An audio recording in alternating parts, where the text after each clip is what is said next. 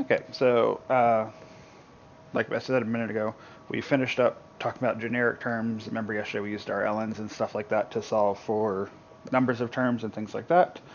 So I kind of finished up that part of that topic. So today we're going to look at the summing, partial sums and things like that for a geometric series. So the book goes through a derivation if you need it. Of the formula, I don't really think it's necessary to know where it comes from. We just need to know how to use it, to be honest. So our S sub n is a 1 minus r to the n over 1 minus r. So our summation formula, what would you call a partial sum, because it's the sum of n terms, is a sub 1 times 1 minus r to the n over 1 minus r.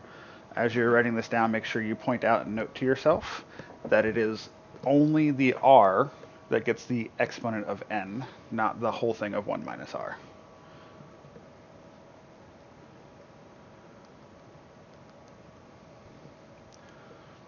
And can someone remind us what r stands for? The common ratio. Okay, so what does common ratio mean then? Like how much you multiply by each time.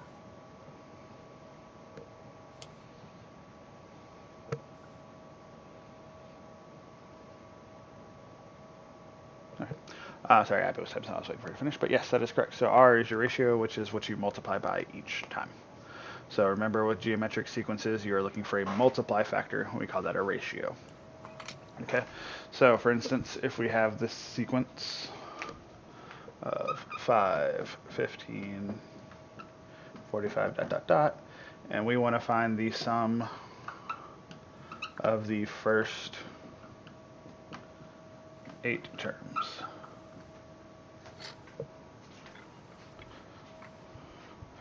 We would need to apply said formula and make sure we know what each piece is. So usually it's not too terribly difficult to pick out what each piece is, as long as you know what the formula is. That's going to be the hardest part, is remembering this formula, honestly. So as long as you can have that formula, you're perfectly fine.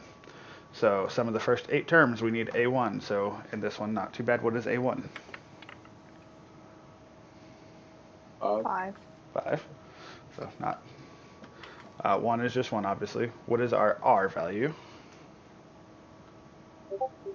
Times 3. So I'm going to assume that was Abby typing. So 3. So R is 3. What is our N value in this case? 8. So 8, sum of the first 8 terms. So that is your N value.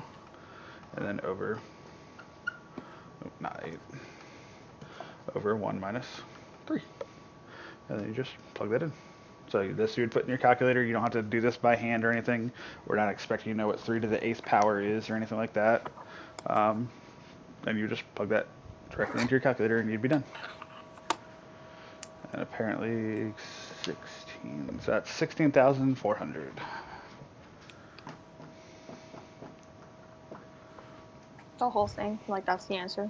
Yeah, if you put it in your calculator, that's what you get. Okay. They did the work for me on the in the book, so I just copied it.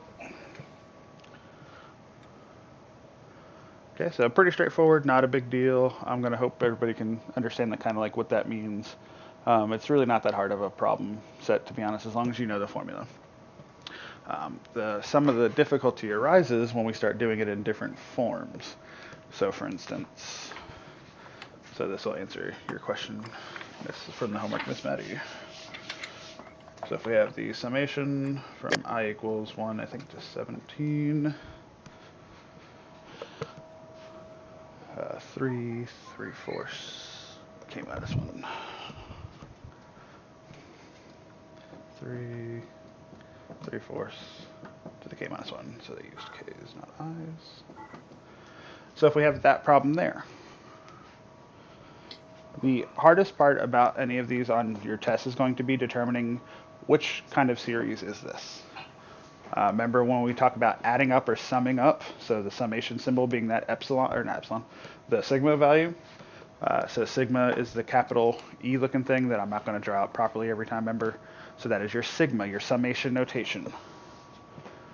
We had to figure out, is that arithmetic or is that geometric? The easiest way to do that is to write out the first few terms. So just let k equal 1, k equal 2, k equal 3. Figure out what your first few terms are, and that'll let you know, is this arithmetic or is it geometric? So in our case, let k be 1. That's our first term. So 1 minus 1 is 0. What is 3/4 to the 0 power? 1. 1. 3 times 1 is 3. So my first term is 3. We also need to get that first term because it doesn't matter if it's arithmetic or geometric, we're going to need it. Clearly, this should be geometric since it's in the geometric section. Now, if k is 2, the next one, then I get 2 minus 1, which is 1. So I get 3 times 3/4, which is 9/4.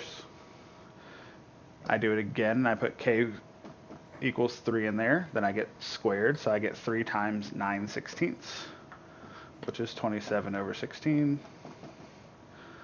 And it's going to keep going in that manner. At that point, once you have about 3, maybe 4 terms, you should be able to quickly identify if it's arithmetic or geometric, or if it's neither. It could be neither. In this case, quite easily, it's geometric, because what we kind of I didn't write out.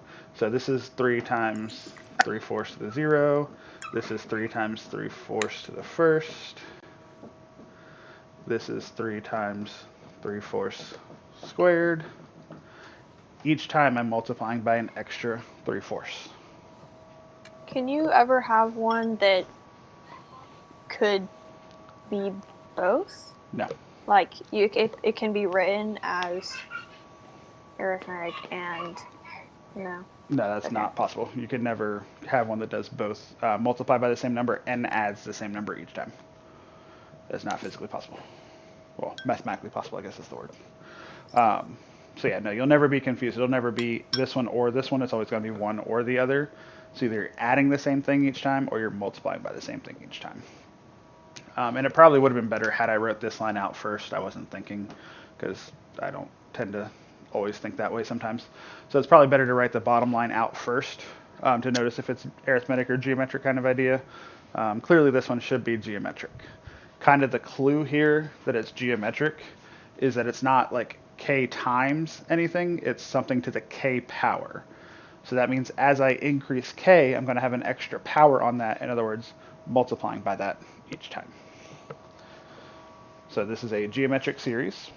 We need to figure out what our a1 and our r value are. Very easily we figure out a1 by writing out our first term.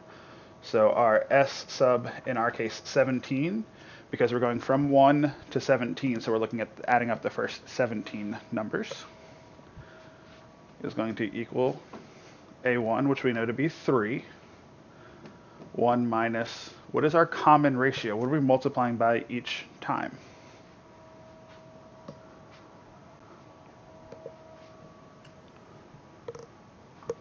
Three-fourths.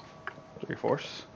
So in a lot of cases, it's very easy to note when you're multiplying by things, it's the thing that's raised to the power. So we have 3/4.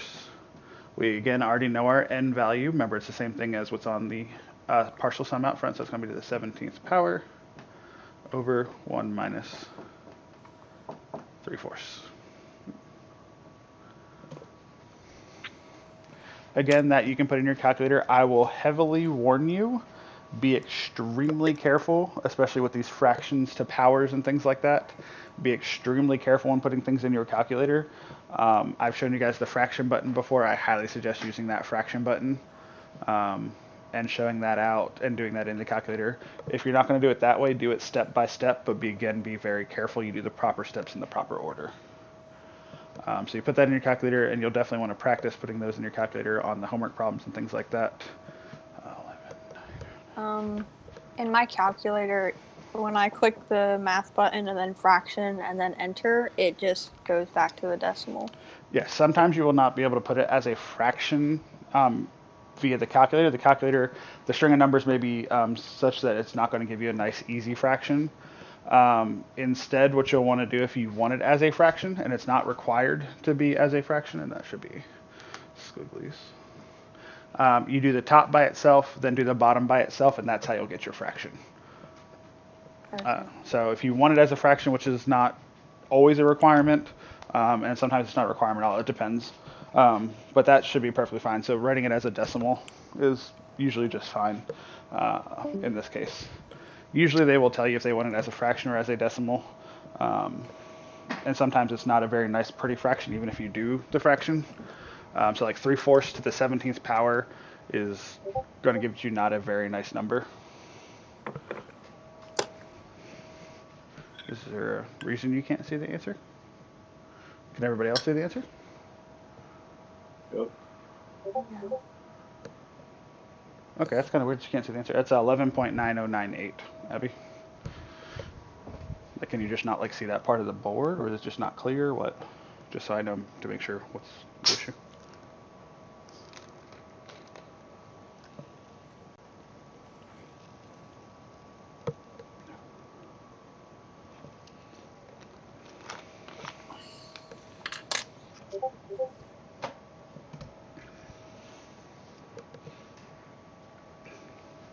But yeah, if you do the top, you get a number that's really close to 3. And like I said, your calculator probably won't give you a fraction for that just in general. Let me see real quick. I'll pull mine up. Because 3/4 to the 17th is a very not pretty number. It's going to be very unuseful for the most part. Second quit. So. Wait, isn't it to the 16th? Don't you do 17 minus 1?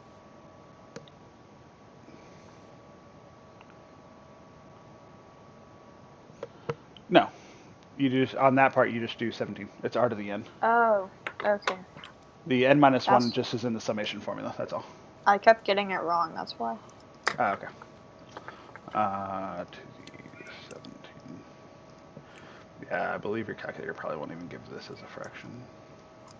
Yeah, your calculator won't even give 3/4 to the 17th power as a fraction, so it's not going to give you a fraction. On stuff like that, especially since you have to use the calculator, there's no, like, you're not doing 3 to the 17th power by hand or 4 to the 17th. Those aren't going to happen. Now, if it was like square to the third, we might expect you to kind of show it out by hand and get a fraction. But when you start getting to the 17th power, even your calculator won't give you a fraction for that value itself. So.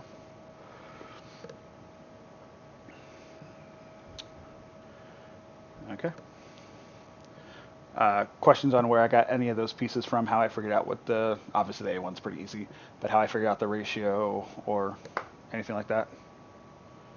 Hopefully it should be pretty straightforward.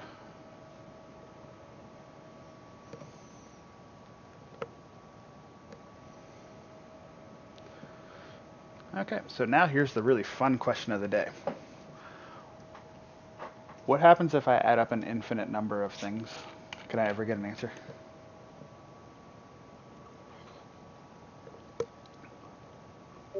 No.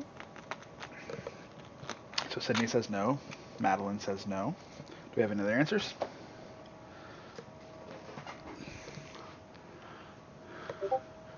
Claire says maybe. There are no maybes in math, Claire. It's either yes or no, sweetie. You gotta pick a side.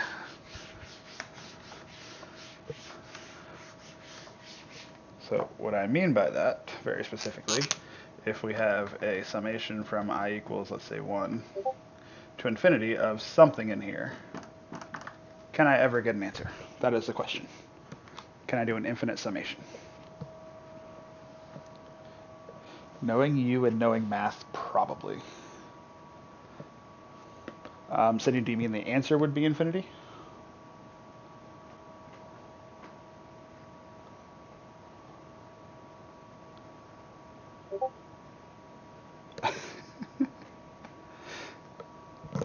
Okay, well, let's start with some just kind of basic ideas. We'll not go too far into it, but let's say I want this to be, if I add up 1 an infinite number of times. So if I add up 1 plus 1 plus 1 plus 1 plus 1 plus 1, what's going to happen to that number as I keep adding 1? Go up by 1 each time. But it's going to get, Infinity. well, I was trying to lead you down a path of get bigger and bigger and bigger until eventually you get to infinity. So that's what most people think of when you think of adding something over and over and over. However, there are other cases that we don't think about all the time. What happens if I have an alternating series? What is 1 plus negative 1 plus 1 plus negative 1 plus 1 plus negative 1. What happens if it alternates each time? Then do I get an answer? So Abby thinks that's 0. Claire says, yeah.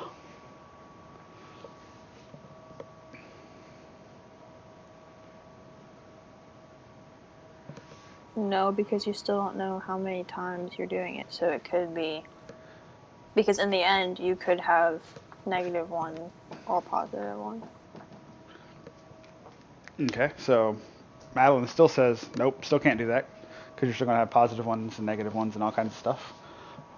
So there's some slight truth to both answers, but Madeline is more correct. That is inconclusive. We don't know. That does not have an answer of 0, unfortunately.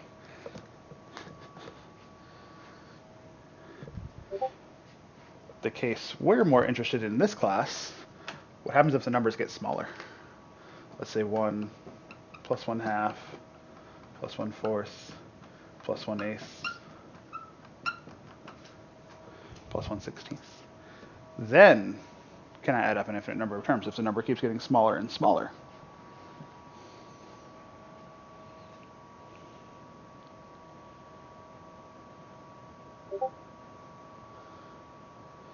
Can't you do that backwards? Factorial is multiplying. Oh. Or We're you adding. could work it from the other way. Like, but, because you don't know what the smallest one is going to be. Eventually, what's going to happen to this smaller number down here? The bottom number. Eventually, I'm going to get to 1 over an infinitely big number. What is 1 over an infinitely big number?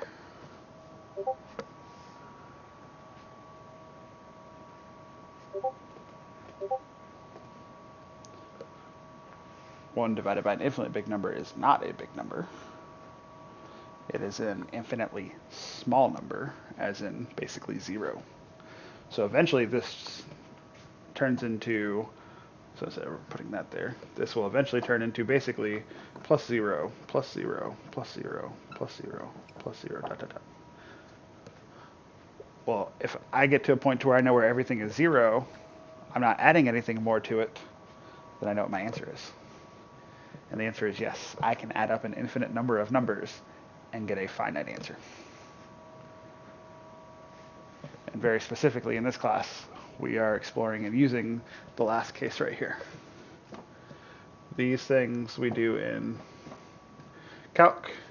This one here, you do this in Calc as well, but this is a something we do also explore in Pre-Calc.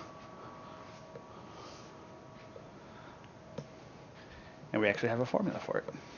So what you don't know, and what you'll explore more, is what's called a limit. So if we explore our problem, 1 minus r to the n over 1 minus r. A couple of things about this problem are fixed. So a sub 1 and 1 minus r. Those are fixed. Those aren't going to change. So this is for our partial sum. So r sub s sub n. Now if I want to do an infinite number of cases, then very similarly it would look just like the one before. Like that.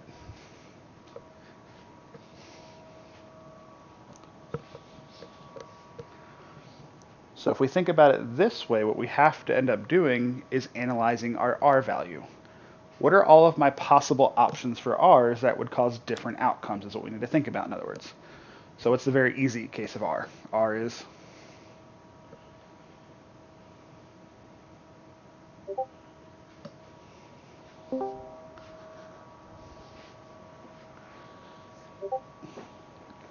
You're fine, Miss Olivia.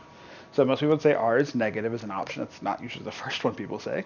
So what kind of r did we have in the last problem? We had a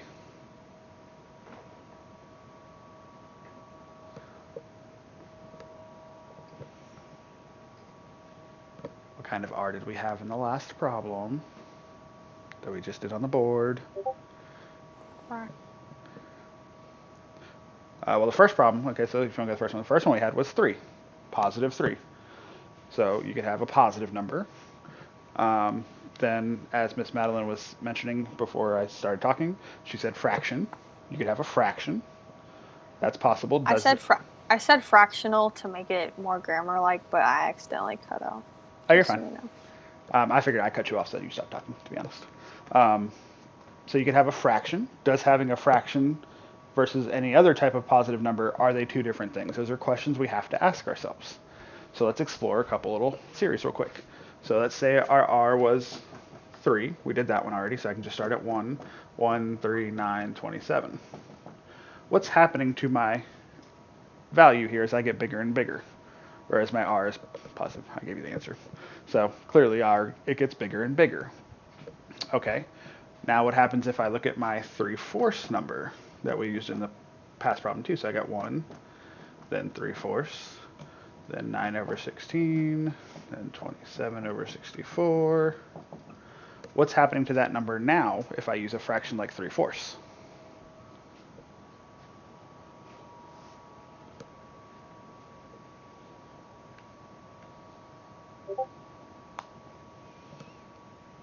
Okay, so yes, quite evidently, yes, we need more class participation, people. This is not rocket science. I'm not making it too bad.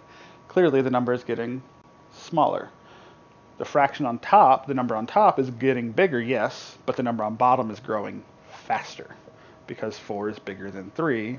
As you multiply each time by it, the top is getting bigger slower than the bottom is. So is there a difference between having a positive number, such as 3, and a positive number such as 3/4? And the answer is yes. So the question is, what makes that difference? Where does that cutoff change?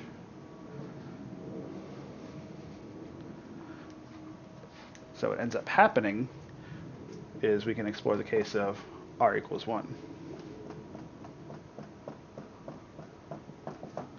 What happens if R is equal to 1?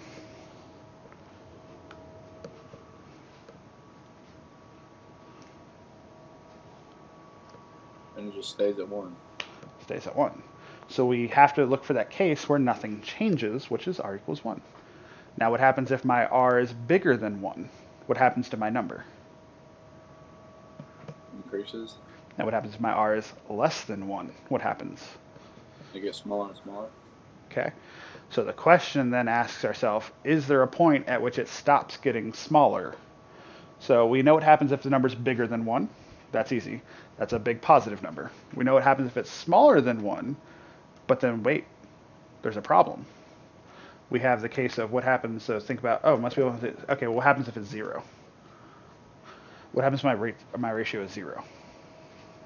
Well, what happens then? It's 0. It's just 0 the entire time. So that's not going to necessarily be any different. And then people say, okay, well, what happens if I start to get to negative numbers? So you look at the same cases, but at negative numbers.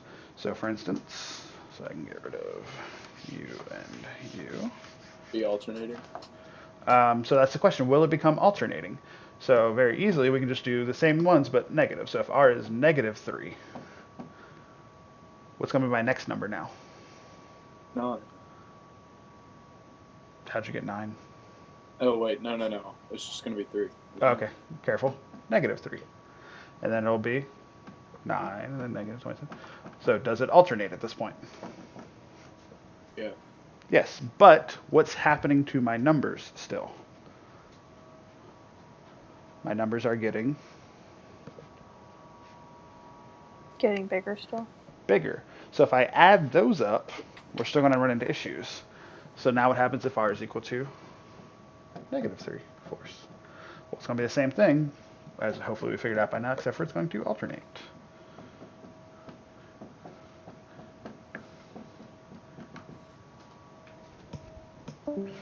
And then you can do the R is equal to -1 as well. So we can do all of them real quick. So we'll start with -1, 1.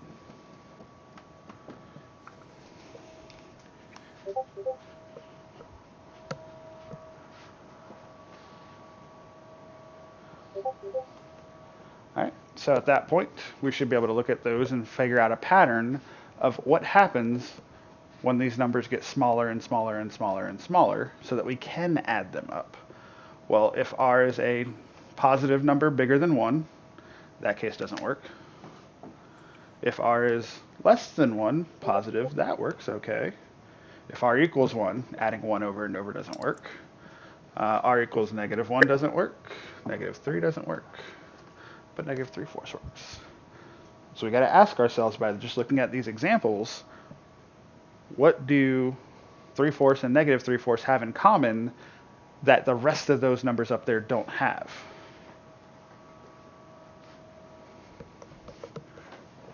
So we can't say positive or negative because we had other positive numbers and other negative numbers. So positive and negative doesn't work here. So we've got to figure out some other relationship with them. They're not a whole number. They're not a whole number? Okay, Well, so they're fractional. okay, so fractional, that's where we got to be careful with our definitions. That's one of the things I was kind of waiting to talk about. Just because it's a fraction, is that okay? Because I was expecting that answer. So just because it's a fraction doesn't work. So what we have to look for at that point, we have to start getting our mathematical brains thinking is, what other kinds of fractions could I have? Well, so far we've only had a fraction, 2 fractions, where the top is bigger or smaller than the bottom. So what happens if I flip that around? What happens if I have 4/3? So it's still a fraction.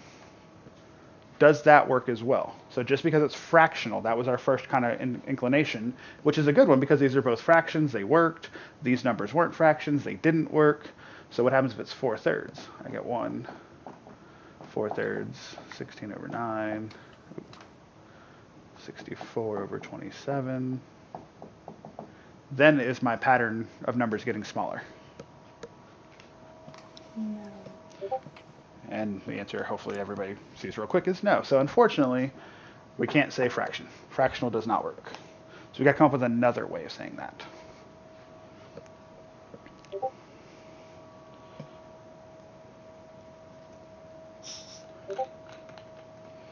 Okay, so if we say a positive fraction less than 1, we are excluding -3/4. And we have shown that -3/4 works. Oh. Never mind. Just Yeah. the fraction less than 1 part. We gotta be careful because -4/3 is a fraction less than 1. This is where you run into start thinking and being very careful, and that we realize, hopefully, relatively quickly, that in order for a number, so if we have a1, and then a1 times r, and then a1 times r squared, and then a1 times r to the third, for instance, if I want this pattern to get smaller, r has to be what, is the question? Well, r would have to be less than 1. Clearly, that makes sense. So if I want a1 to be bigger than a1 times r, well, I can solve that equation. a1 divided by a1, or inequality. So I get 1 is greater than r. Well, hey, that's great. I've got r being less than 1. That makes a whole lot of sense. But we have to be careful. What happens if a1 is negative? So if you have a1 being negative, r, then we start talking about that. If we divide by a1, what happens when I divide by a1? Well, then I have to flip my sign, and I get 1 is. So we start getting into some issues and saying, okay, crap, well, what happens there?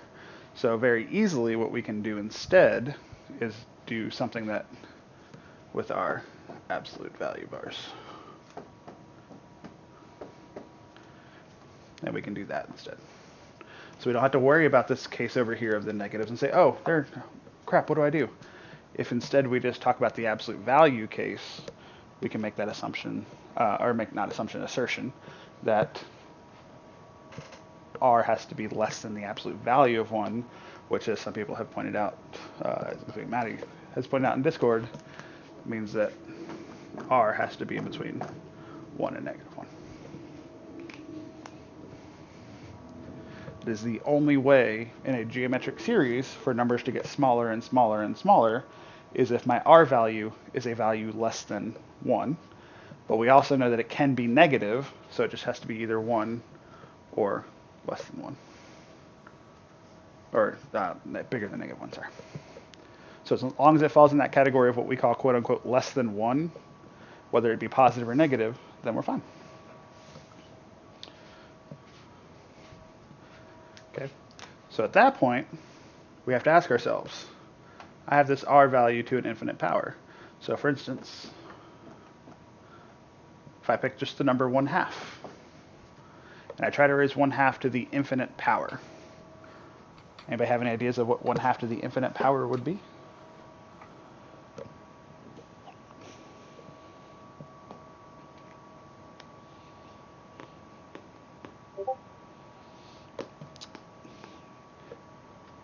So Madeline says infinitely small. Do we have any other guesses?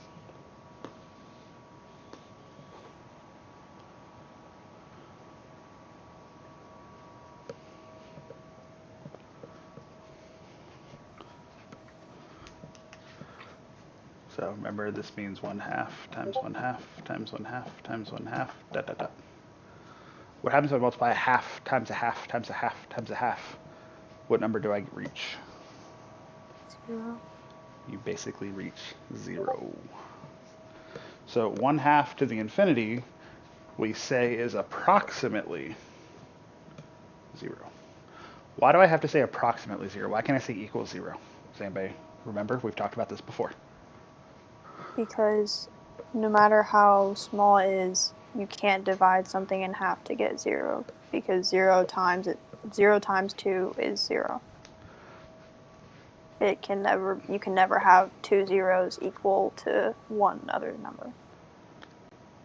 I don't quite get your last part, but yes, everything else you Like- said was good. When you're dividing something and it's infinite, like it's really, really small, even though it's almost 0, if you divide it in half, it's not going to be 0. Correct. It's still going to be small. The easier way of saying that as well, which is correct, but an easier way to think about it, if you're multiplying and you have fractions, what's the only way to get 0 if you're dealing with a fraction? Subtract. Well, I'm multiplying, so what's the only way in a fraction to ever get 0? A singular fraction. What's the only way you can have 0? There's only one way. 0 is being divided by something else. Correct. You'd have to get 0 on the top. Very good, Harrison. So if I multiply 1/2 times 1/2 times 1/2, what's my top going to be?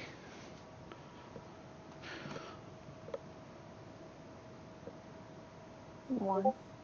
You get 1. Well, you think you get 1. You don't actually get 1. We'll talk about that in another day. Don't worry about that. But you get a number, not 0. So it doesn't matter really what it is, as long as it's not 0. Well, can I ever have a number that's not 0 divided by another number and actually get 0?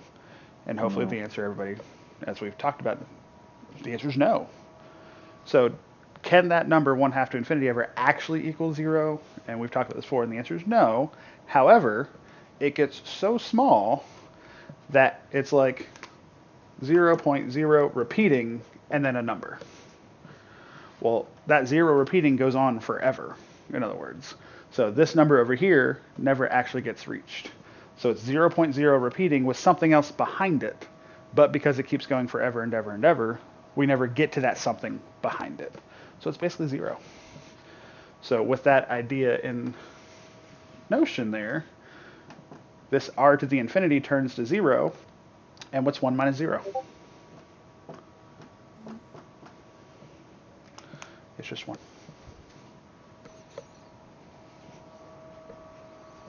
So because that r has that specific range of values in between -1 and 1, this will turn to 0.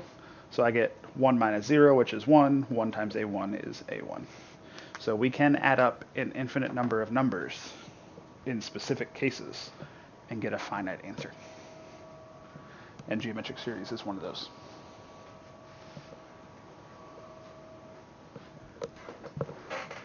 Never thought you'd add up an infinite number of things and get an answer, huh?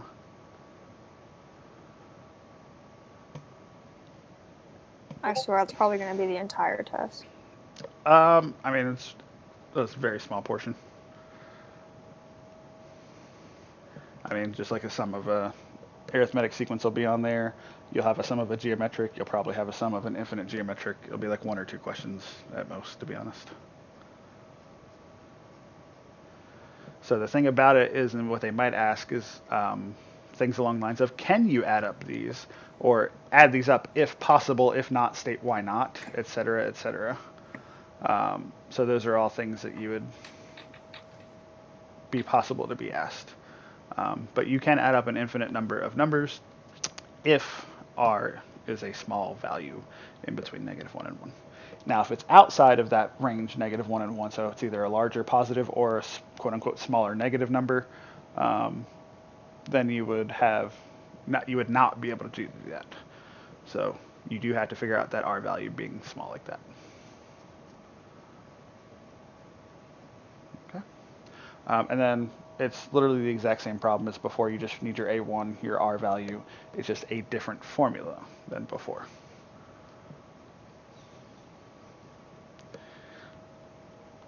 Now, besides the fact that I just scared you all with math, any questions?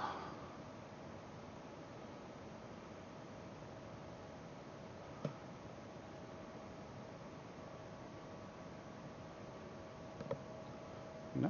All right. That will end class for today then. What I will do for the rest of the week, just to kind of go through it. So you have 20 and 21 due, I believe, this Sunday. So we'll work on problems and things like that for the next few days. I will not start section 22 just yet because we have all of next week to do 22 and review.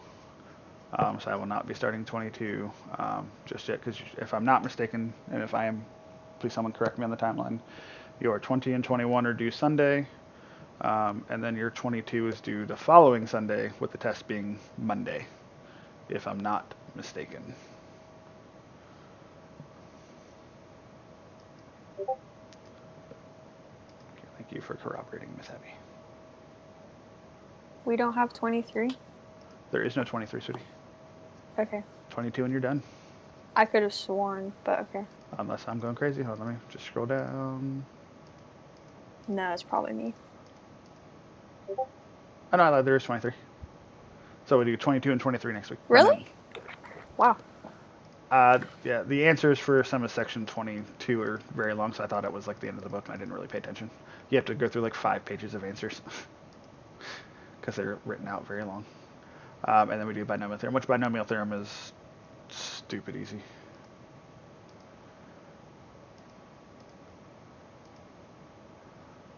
I don't know why they do that, but okay. Yeah, no. But yeah, binomial theorem is honestly real easy. It's applying a very easy formula that's found in your calculator. You just have to know what it all means, but it's really easy. Like there's literally 18 problems on that section to do for homework. It's really easy. So yeah, we'll do 22 and 23 next week. So make sure you're doing your homework, please. Asking questions so that you can get help with them, because I know you're going to need help with them.